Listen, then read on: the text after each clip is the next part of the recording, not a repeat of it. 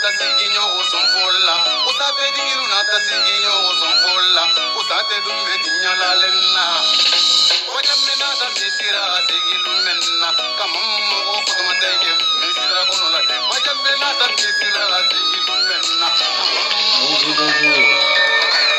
Alaji mama bodega wandola kuweli baka mammo okotomateke misira konola Alaji mama bodega wandola kuweli baka mammo osombo Madole benda ko hafu jamana dingili yenko madole benda Madole benda ko hafu jamana dingili yenko madole benda bless madole benda jamana dingili yenko madole benda bless madole benda ko hafu jamana dingili yenko madole benda Salam alaikum, salam alaikum.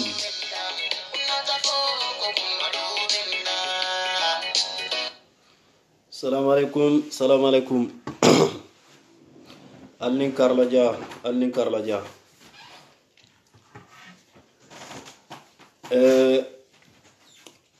Mbafalalia, salam alaikum. Kabrim membe France, fo membe Espagne, fo membe Italie, fo membe États-Unis, fo membe Afrique. Membe dunia jango jandi na katarani si jagan koleme mbafalalia, assalamu alaikum na kontrobalien. Jagan kolu. Ni na député le kachata bi no le mu jimmo suareti na bundu silo kunyala je pense que il était sincère avec moi.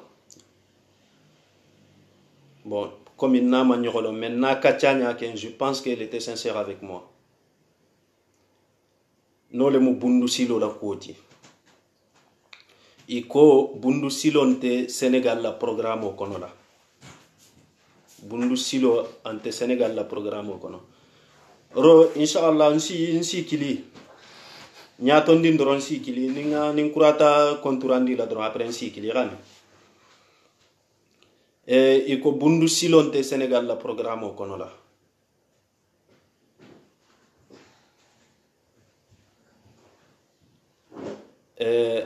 na frère le mu ndogo le mu nkoto le mu mbading le mu donc mba remercie la déjà à déplacer menke kanam voir soldat ana tam bele voir ntena telu mba remercie la wala mba remercie la kende ana la sincérité. Je pense que aka kumo même fonye ni aka tara ni wolem ko bundu silonte Sénégal la programme au konola c'est pas du tout normal nte mensonge ñin combat ñi wallahi fonto ko kadum histoire ko en combat mon frère ala nga kafu ala jubede bundu huo dolu beje. Imaginez-vous, hein, mais nous tout le monde harna katara lunte bundu konola et do be sigirinje do badim be sigirinje do kafnyo ko be sigirinje bundu dula dol beje ni musu konoma ni tingi khamuta kami wuluno fa kana tambale ibe sareto le tala khasareto ta kana sigi siladala pas d'information mobile be nala mobile ntenala mawolo.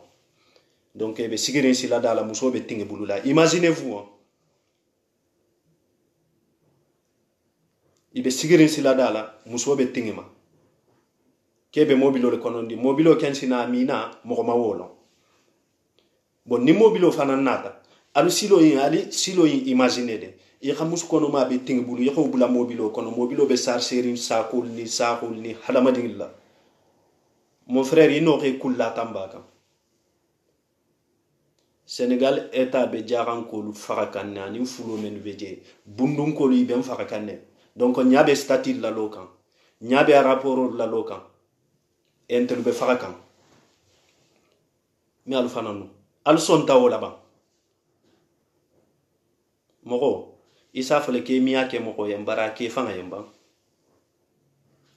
ndabe appel bulala jaran ko bema mogo ni sin nakanga le me wallahi har ni inte jaran kati ni xanna kuma kanga me ni xanna kanga me ala la commentaire lu bulaje le commentaire là ça compte bi interna pasi kande mais sini wallahi isina in pasi in consulter kan tu balu ko la mais wamule de ni nga keteng jaran ko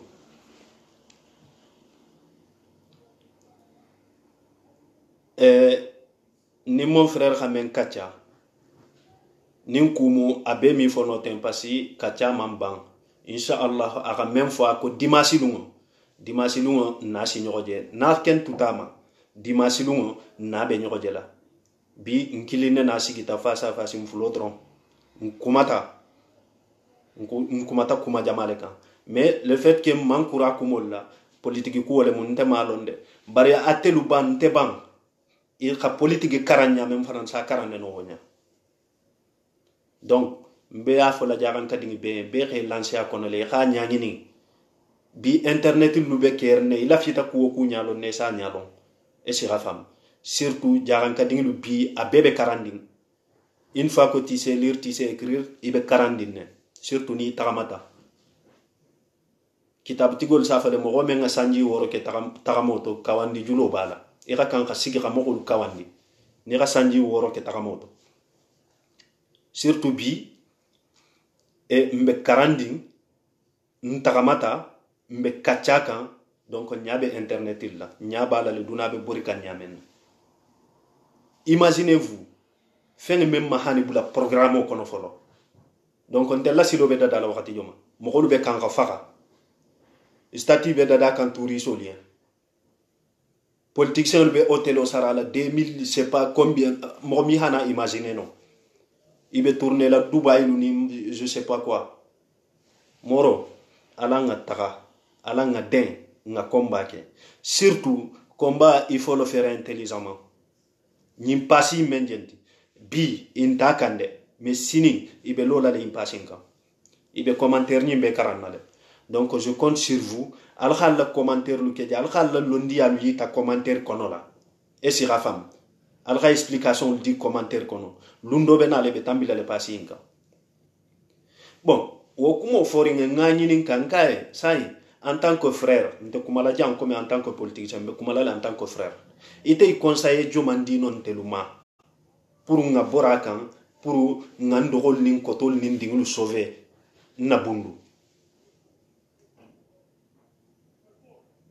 akonye ko aljay men na lu kontina kan alu nyoko muta alu xegere kombante inti xafo ko bi wulita dro bi manata no combat muy neti petit à petit ramege donc politique mbe exemple kilindi lalma politique be sa karane no abe komi wulta sa yake be tra maso nya karan i tagalum folo ibe bungu mello la jonsi hanya khela o ko donc politique fana betenne iba damu talatuma me man fem fello ngato i komi ntamenje kumala ekran la ten kumalum folo fonsi trembler mais bi pas de panique aw bundu mba fola lien al wuli e jaranko be dunia jango jang han wullin kolu al doxolu na al kafnyokolu na al bading lu drone be bundu donc je compte sur vous al kha commentaire keje al kha vidéo partager khayita on est ini bi fangante na de mais sinin si fango sotoleno Sénégal politique khabutulu na mo la Sénégal gouvernement khabutulu na bundu kolla moro na assez maintenant nyin kombani mba takala le fa dangama mba jube la e mbe moko dul kilila e ifanansi la avidi ala tulolo de altulinyo la ali haketu don dinne yana mar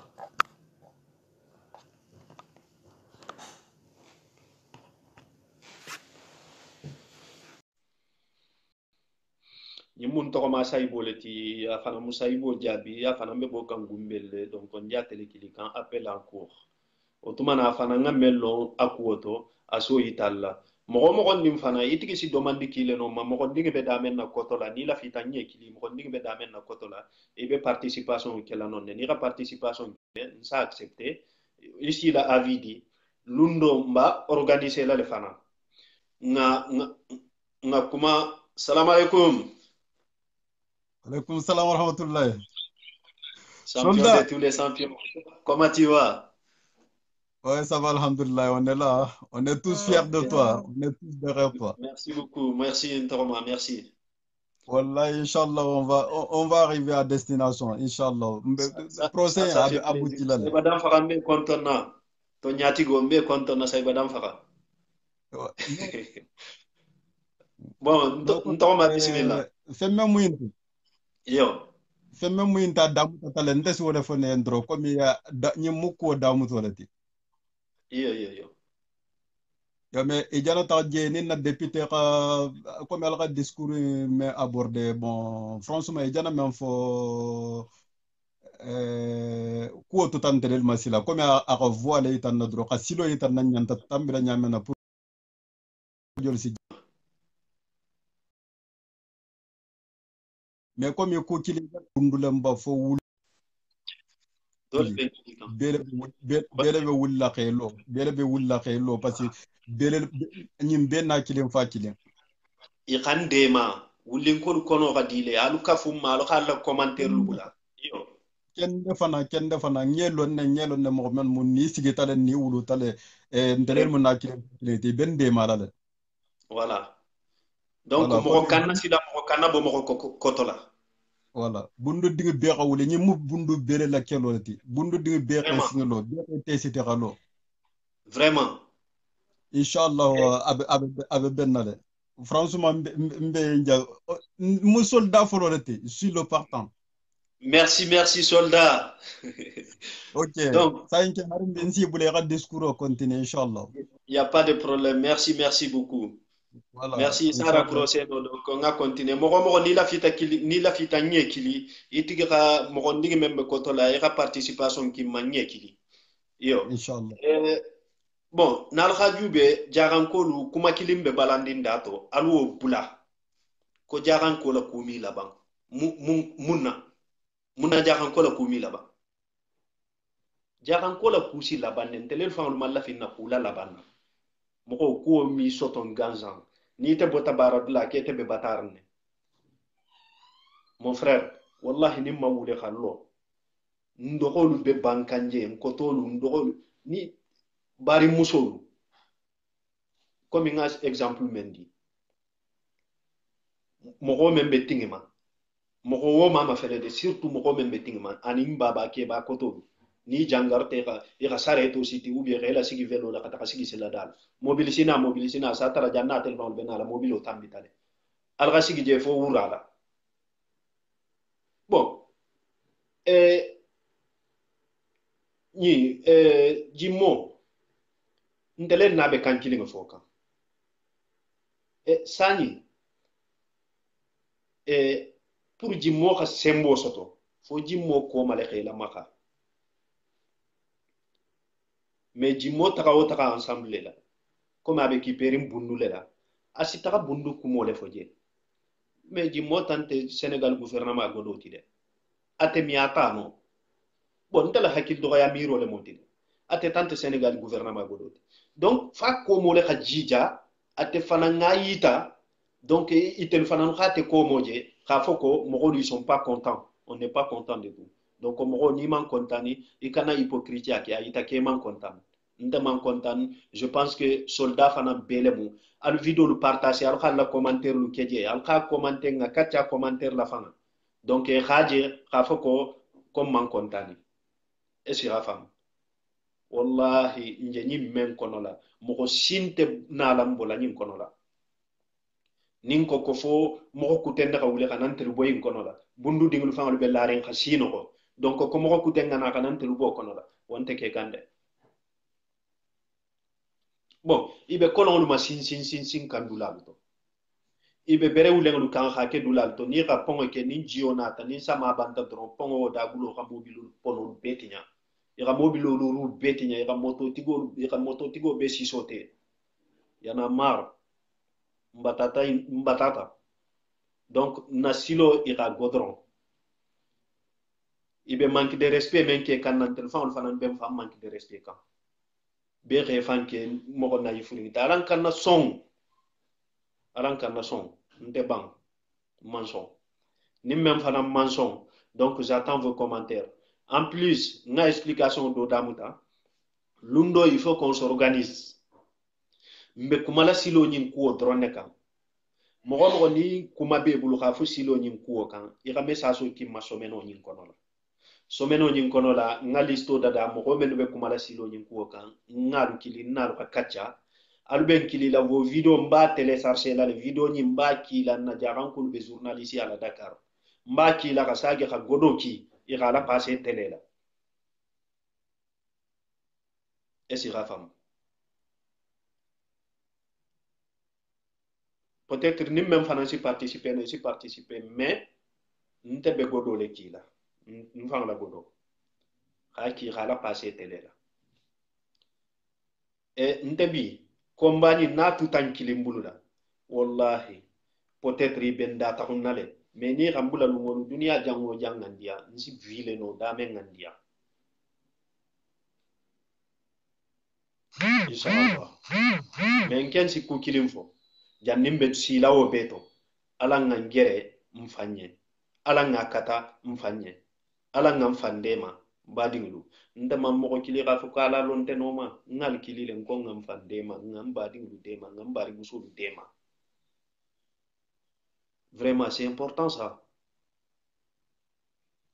No bifan ntilinta diminari mfanyele mais kuwo kundi ni ba kele sa ki hakilo la dron.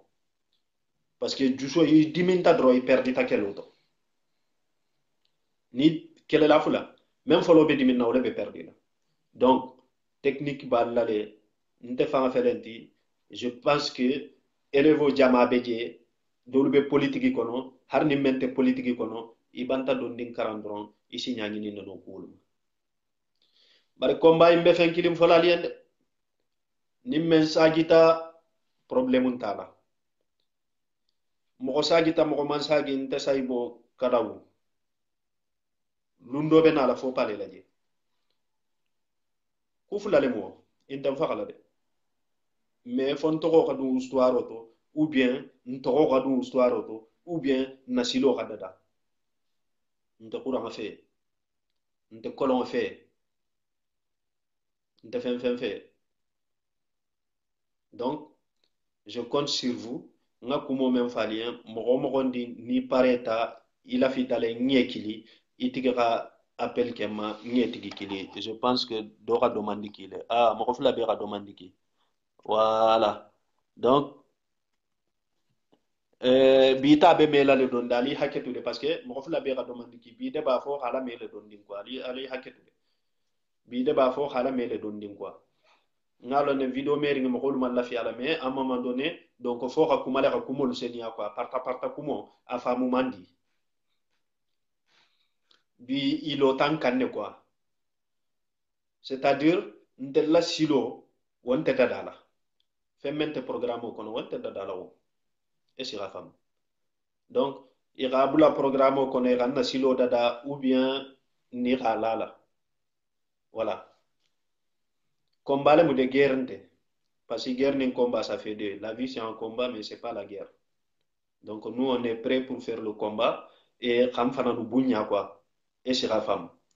Mais ce côté-là, nous devons nous peut-être mbanyani na le fulul fana la kuma ke informer parce que ni élection benasi la ni nata ni kumatanye wallahi singi netaku.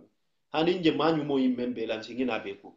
Bon nga même follow kili o ma répond donc mon frère bon Malofa ba répond na jana maintenant appel accepté ten khadjali silla tebe espagnol donc moko kende ba champion de oui. Salam alaikum. Wa alaikum salam wa rahmatullah. Tanante Abinadi tanante hera dro idim ballu alnim fama merim fama bismillah mbading alhamdulillah rabbil alamin. Vraiment ebe sommet le kan sommet menga donc moi je t'encourage, je te félicite. Merci beaucoup. Ça fait plaisir. Merci. Ça fait plaisir. Misra encore le jokkuma la tende. OK, wato men nere initiative nyinta woto mo ikili na mo ikili. mais wato men na Yo. mugol bota kala ma long ka fo ko tumo ko ni mugol lelel fanan mo men ka long vraiment ils sont déterminés. Billahi. Ça se voit. Hein? Moi, qu'est-ce que j'ai à contribuer? C'est-à-dire nga kunin silan kana so mugol khimira nga miran fa yen silan quoi. Vraiment. Parce Hein? que y a un moment donné, il faut qu'on a du bel, même si on réunit, mais toujours on s'est du bel, même bien divisé quand. Vraiment. Alors on dit souvent c'est l'union qui fait la force. Itala mireya, ninge kafu na miroto akanga fenna la ba kono la menga lon kasi do kafu mo la daraja. Billahi de. Parce que ni haju bebi. Hadamadinya fan ni haju be hadamadinya follow la depuis be koto fesi sigo nigin fesi munuma fesi wule kay tagama. Vraiment. Ici katela bo bamburanto ni la samba koto tema ika kudo ken vraiment mengalo hadamadin ski stervino la nasi kimula fati. Oui. Ñine be manquerin kono la parce que communication ten tema. Alors ni communication ten tema transmission te tarlaje connexion te tarlaje ni dum mantarje bebe loring e fanye te be loring fanye janan te be loring fanye janan tere sin kenon tere sin kenon tout le monde be la fita fo fonte ntente eta mu jonti Vraiment. mais ela kulli le keta kila bla to mo lelel ma be keta saya fana menna la le kila bla la mo lelel ma ko nenare toi tu es qui vraiment et on nga jube sila nga arrêté nga kulu jube nga union formée union mengalon ko asina hadamadinya sambanya to Billahi ni rantel jeben na fo nimbe taka bade dula ube sadaka bodula. mais est-ce que wodun wo mukulete mengalon ko kumbe mutaba faire me lancer jeune lien pour nga faham ali nga essayer nga mira kunuma nga kununta nga nati bibto nga kunun nimbita nga tafunyo la pour si sininde dano Vraiment. wo mbode dala nyadi Il faut l'homme à la place, il faut l'homme à la place, il faut. Je suis d'accord avec toi. Maintenant, ni ma bula wo dingira la dron atente takhla dulasi. Obegeri. Duna laban dun tagman sedo men be fokan moi je crois que nyana si olelelma parce que mo ba faire mara fenna la imi men samba. Hani lo dunia ka taka donde wo tuje. Donc vraiment il faut qu'on a du belé nga kulu nga samba hakilo la silan et nga miram fa yen kana so mo la tu mira lañ. Vraiment, merci beaucoup. Il a kacha dia jakuta. Na West Afrique kono la jahan kayante ku foloto jahan kadin si wasu londo la ani ala barako. Mais bi jahan kadin be wasu kamunna. Dondi baiti tugum baiti. Jahan kadin be wasu kamunna kunu jahan kadin si takala fay la sambo kono la imialo nyimu fukarol te nyimu bulto kunu le. Obegeri. Imialo nyimu banna le te nyimu fanga malet. Bebe balu kan communauté killing le kono. Wo communauté killing wo men ni bebe balu kan kono la bin nata jube nga moyen soto bi nyamu me be ma pour vraiment nga s'en sortir nga développer mais c'est tout à fait le contraire aketambulla al balale. Je te jure. Hein. Parce que jeune mi campagne pour que jeune la campagne soto ku dantane na mo faire lo tulon la kan ni lo to kan dron et be jeune le rassembler là. Vraiment. Il y a un moment il faut qu'on arrête alama hadamading da tulon dron kam aganda sobele kam o sobe o ngalo même si sambano nyato téléphone lonte mais il faut qu'on a jube ngan sacrifier pour avenir menu ben tel noma wol salon ka fo vraiment be menu noma baro ke foy danta jan wallahi mais o baro o be kala munti ite menga initiative nyinta ibe tulo tela le xeñate abe fole mala be ibe kuma façon be melale na problème sinta isa damuta minto folo ni initiative façon ni rata men folo si critiquer damta be danne mo façon men sa dam iyo ay folo c'est important ay folo sana holele ma holele sa tulunto ma fe folo oui na boto sana holla ay nenari ngeni mo holma iyo mais allo isana ko ni mo le be kila la sikanye ma menu mi afoni nyale be kuma indun kan wolle le da khalasi o be gerim fe mais ko di jalagir la jalago lay xa continuer je suis prêt à ça way alqur'ano khawla fo ako kila eno ma arsalnaka illa rahmatan lil alamin mais kila natal menna mugol kayna wolon la ko as-sadiqul amin mais imandan no de pere kumo nati en kumo mengalon ka mi falino fenna dunya kono lay ka critiquer le fera ko fato lam o be geri ngomele ko allah subhanahu wa ta'ala ka ayo la jiga kam mengalon ka telketa soroti nun wal qalam dua nin nafa be dua la ngamira fo kala taraje be safero kelam o bonya nin kala be bulla duante bulla habi safero mandafa amanda fawe donc e be pule safele no me be kumala fole no ma nyimu initiative tati mengalo vraiment e be déterminer lale e khallo saya yen waxto mu me basi tarno kan ok la preuve il y a ben image là effectivement je suis déterminé. Ok, il n'y a pas que toi seul. Sache que soutien Belele. Moi aussi, je suis déterminé à 100%. Merci. Voilà, je suis déterminé à 100%. Il y a un moment, il faut qu'on arrête. On arrête. Je suis d'accord avec toi, totalement d'accord avec toi. Vraiment, moi, je t'encourage, je te remercie infiniment. Je suis à la disponibilité 24 heures sur 24. Merci, merci beaucoup. Donc, la jeunesse, alors grand frère de la Koumo, mais on s'adresse à la jeunesse. Donc, ouais. Nous, grand frère Leti, franchement, à la masara la la nkuma kanyina quoi. Et c'est la femme. Mo menga kiliro ke donc abe dafa fula dilaluma. Wallahi kala nga kafu. Ajana kuma fojang. Vraiment o mu kuma leti nga kan hinno kadum fanto silang nga hinana elifalla nga hinana nindo hol nindingulla. Et c'est la femme. Vraiment, Khadjali, je te remercie infiniment et je te dis bon courage pour le reste des Ramadan. Et merci, puis, on se tient au courant. On est tous des soldats. Il n'y a pas de souci, on est ensemble. Une association qui sera au courant. Merci, merci. Okay. La main dans la main. Merci beaucoup. À plus tard. À plus tard. Yo, alanga don dinka chali nyola de. Maudou, ibe minto tugun. Ah, io jombelino jonkuture ali haketude bi katcha fo hala mele don nin quoi wallahi bon nin kube men kunna de tigi sa jube après mais c'est très très important nga don nin fo yin ko to quoi parce que mo batata le silence voilà mo même be men kili kanten appel en cours janko touré ate fana mo gumbelin ko leti malo fa be répondre fante répondre na ma répondre donc malo invitation do fana be jan bon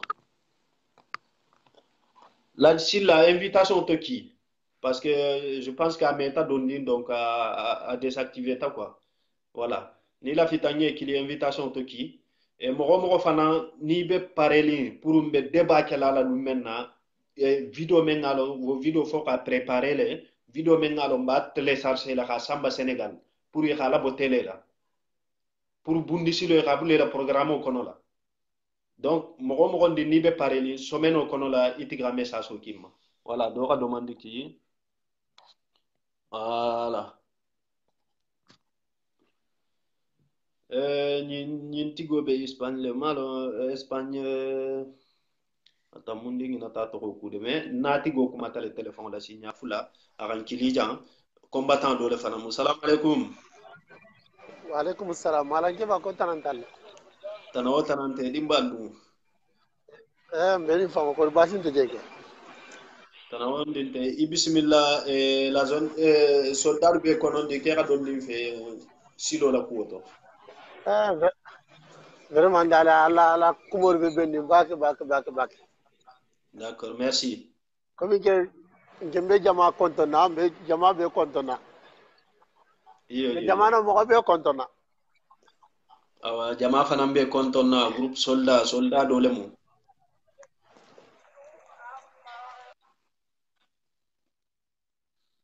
bon je pense qu'à telle raison te bendin kende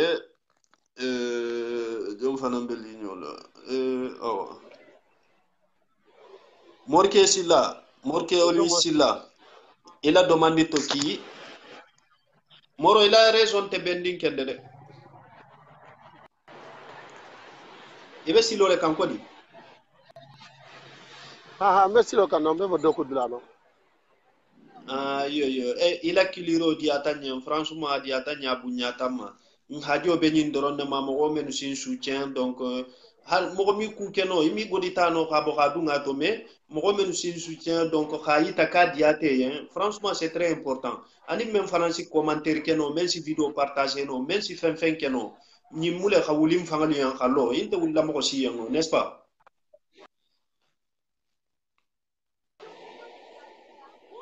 moro ici la sate ni bodula ani be vikanda me so fono mo gol ka me ba janni la reso be kuntula comme il a l'union de ben dinkel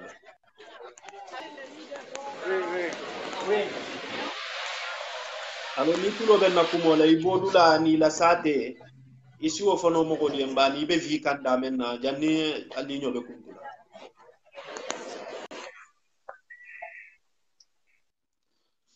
moro mano tulon dila kuma kawat malo memba telefon nko ila l'union de ben di hakete ra kuntu moro ara crochet s'il te plaît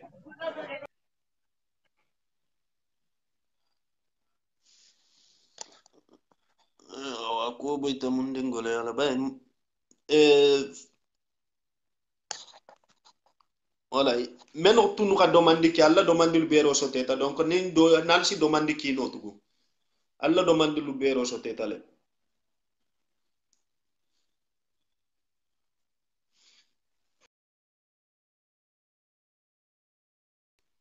je pense que ouais te sanko le mu abe vika espagnol wolu la kan kilile na me takachala kende yo ali haketu don din fo ka don din kacale ko to pasa ko janna si ta menna fo kala si adanga de ma na ka tara din kembe be parel assalamu alaikum alaikum salam rahmatullahi ta'ala barakatuh ito ko jamu e bodula ni be vikanda men s'il te plaît mon frère comme ça mo gol salon quoi Arjano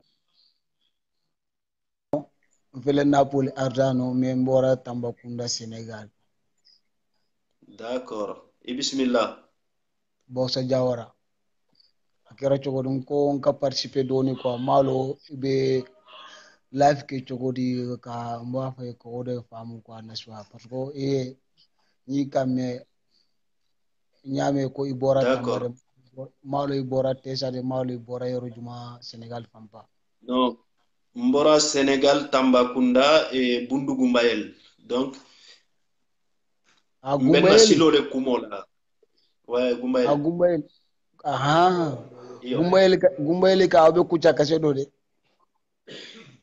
voilà donc mbe silakan mbe kumakan na silo kunyale la donc eta kamun soto je ga foje ka shito kuma mun kuma ma famu ko sobede d'accord après nin kurata isara crochet no nin kurata si isinkili nin kurata isinkili après ça expliquer hein quoi comme lambe déballer la ten nin kurata to isinkili OK à couper ne ita ka couper nin ta ka couper c'est pas bon ah OK nous on ka couper voilà ah c'est bon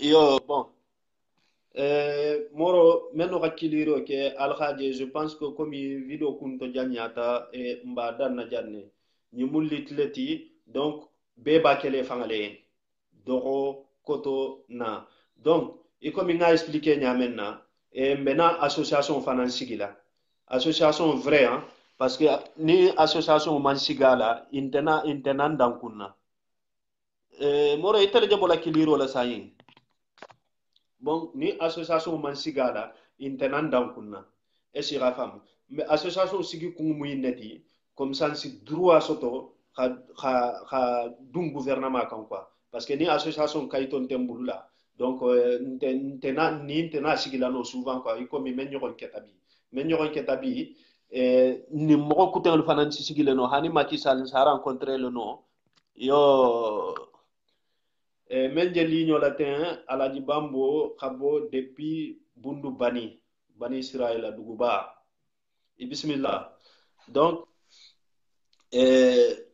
mbebe do fola salam alaikum ndoke Aleykum salam. Frère. aketari Awange nyama kutanande. tanawa tanante donc e dogol ni ko tolbe konondi ke ga dondi feye silo la ko to ani bundu No, be mutari Sénégal man sabulu nyame no. No, alhamdulillah. Ouais, parce que pour moi, pour y regarder ma vie, fandema. vraiment Déjà, on fait juste, on dort juste. Il faut qu'on bouge. Il faut qu'on se bouge vraiment pour que les gens nous prennent en sérieux. Il faut qu'on parle les raïta. vraiment fom fangle le raita Voilà, il était là, il initiative de l'être, même ça est un rave, comme on commence à se réveiller petit à petit. vraiment Même gouvernement, pour le gouvernement nous aide, il faut qu'on vende le qu'on existe, on est des Sénégalais. vraiment c'est ça hein? Voilà, j'ai encore du coma, jama une façon de tourner du coma, mais bon, question fula génération quand a changé, franchement, dès qu'il est félicité, du courage, dès que moi je suis à fond dedans. Merci. Voilà, que Dieu nous aide. Donc, Sani. Amin. Sani pour nga avancer, ntelu nyanta mun ni mun kela. Ni déjà, il faut qu'on essaye l'association de la déjà. Parce que pour nga forcer soto, il faut que faut ben kanto folonga association de sigi. Juste par téléphone, ça va pas marcher. Il faut qu'on association de sigi président Kala.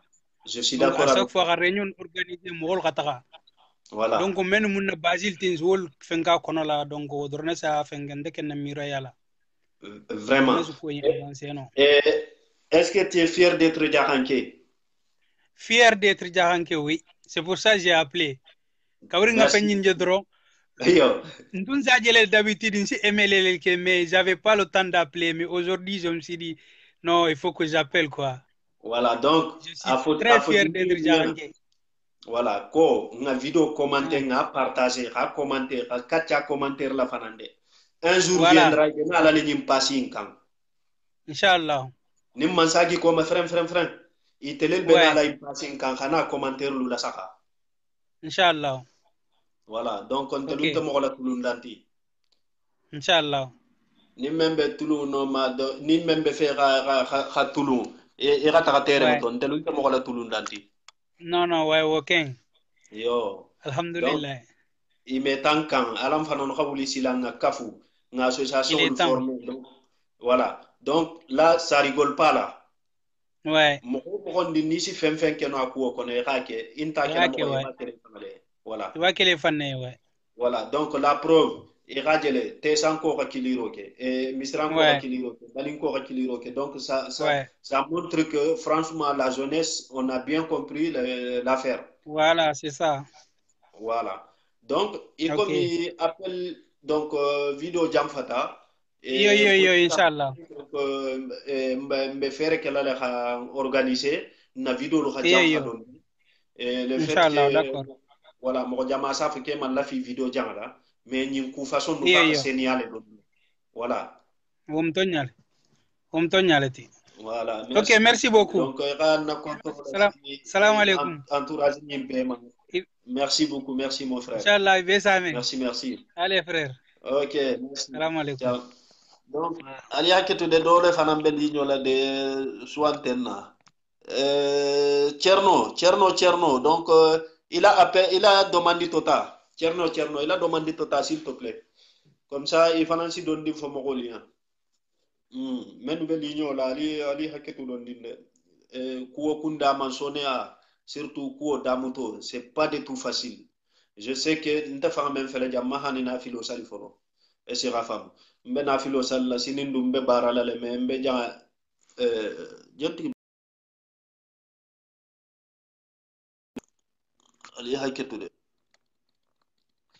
bon, je pense que demandez-moi tout. Donc, comme Adafa Kaladjane, je compte sur vous. Vidéo alra partager, vidéo alra commentaire lukeji alra aimera partager commentaire keji.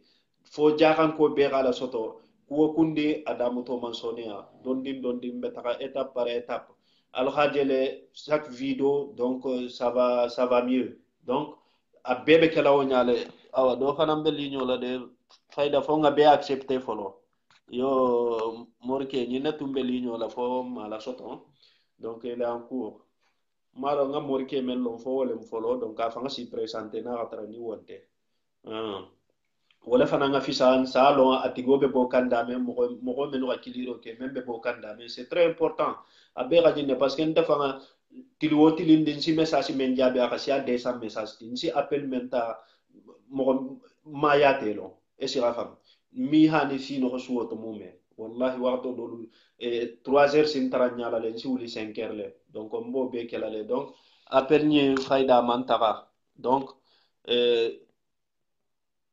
finalement ni amantaka nyin to ngalo mbada fakala janne comme dobe bo kam ko la don din voilà donc kuma do beje ala ngo fo dabula ka ko jakan ka kumi takanya to ala ngo fo dabula ninga mo ko je ku wala har na mete intéressé kana takati nya ka ko ko kari beten sai no alan kan no ke e si rafam har ni mo ko be ku wala na be ku to kulum da o ma kun ku wala tije akala ku to kulum ke je de donc ça inke mba fo lalia assalamu alaikum musa jabi be kontona iman kilide yo sanke assalamu alaikum ngamen faliye mo kanna ngina de commentaire o partager o anim fana mo ni be parler pour débat men benare parce que mi adati dino janka ta erreur ke mais mba dati di la de sabula publication là donc mo de ni la fita kili anumula donc kuma beto be da khaita